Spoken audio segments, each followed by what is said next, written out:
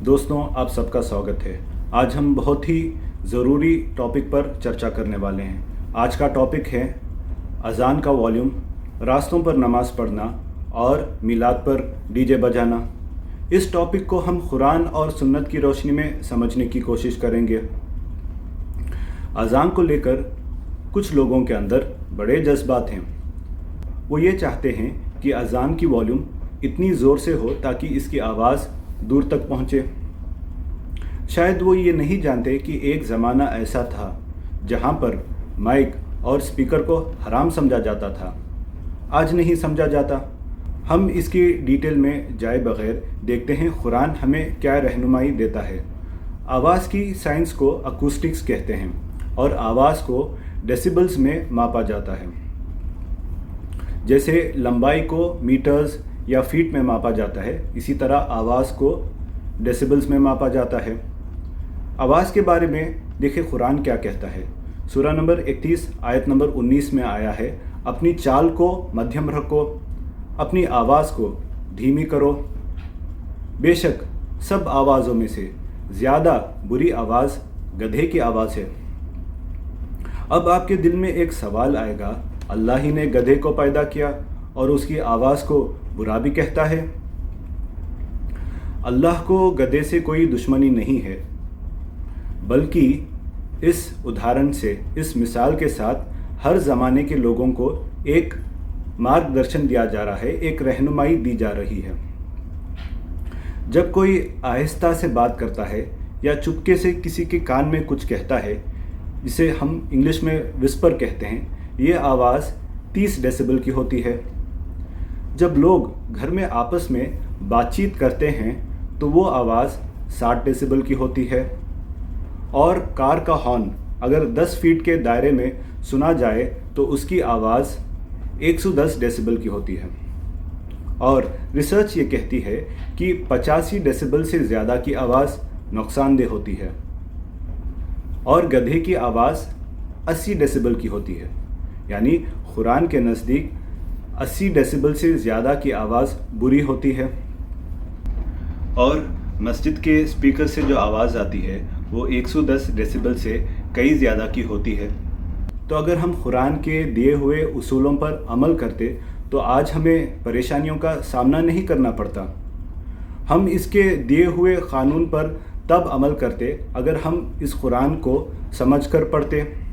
ये बात तब समझ में आएगी जब हम अल्लाह की आयतों पर गौर व फिक्र करेंगे।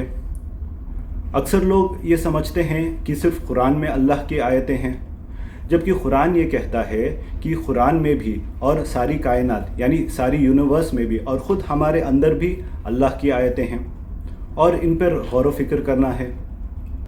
रहमान के बंदों की यानी परमेश्वर के भक्तों के कुछ गुण बताए गए हैं सूरह फुरक़ान में, और उन्हीं में से एक गुण है जो आयत नंबर 73 में आया है। वो लोग जब उन्हें उनके रब की आयतों से समझाया जाता है तो वो बहरे और अंधे बनकर नहीं गिरते, यानी समझ कर मानते हैं। यानी अल्लाह की आयतों पर भी बहरे और अंधे बनकर नहीं गिरते, बल्कि समझ कर मानते हैं। आगे देखिए सूरा नंबर 8 आयत नंबर 22 में आया है, बेशक अल्लाह के नज़दीक बदतरीन मखलूक यानी सबसे बुरे लोग वो हैं जो बहरे हैं, गूंगे हैं और अक़ल से काम नहीं लेते। बहरे का मतलब ये है कि सच बात को सुनकर भी अनसुना कर देना, और गूंगे होने का मतलब ये है कि सच बात को जानकर भी उसको आगे नहीं पहुंचाना और अक़ल से काम नहीं लेना। जब हम अक़ल से काम नहीं लेंगे, सच बात को अनसुना कर देंगे और सच बात को आगे नहीं पहुंचाएंगे तो हमारा ही नुकसान है। अब हम बात करते हैं नमाज की।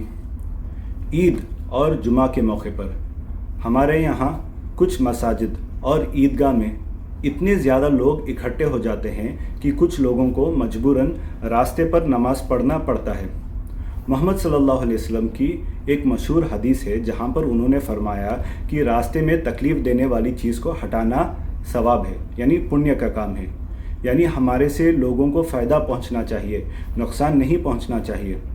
हमारी इबादत की वजह से अगर रास्ते में आने जाने वाले लोगों को तकलीफ़ हो रही है तो वो गुनाह है।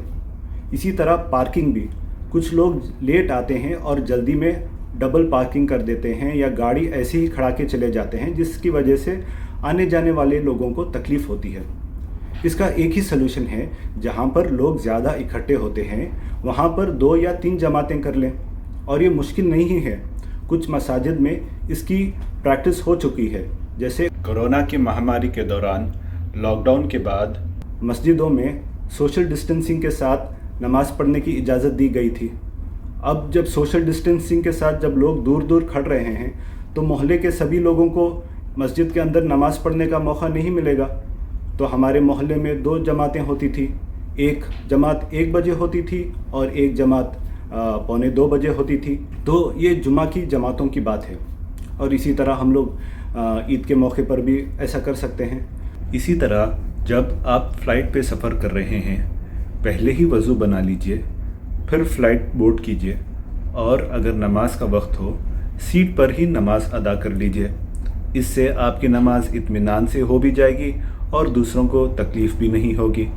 तो मीलाद में भी हम लोग यही ध्यान रखें, इसका ख्याल रखें कि हमारे से लोगों को फ़ायदा पहुँचे, गरीबों को और सारी इंसानियत को, और हमारी वजह से किसी को भी नुकसान नहीं पहुँचना चाहिए। हम जो भी अमल करें, मुसलमान अपने आप को मोहम्मद सल्लल्लाहु अलैहि वसल्लम का उम्मती कहते हैं। उम्मत के बारे में कुरान ने ये कहा, कुंतुम खैरा उम्मतिन उखरिजत लिन्नास, यानी तुम बेहतरीन लोग हो, सारे इंसानों के भलाई के लिए निकाले गए हो।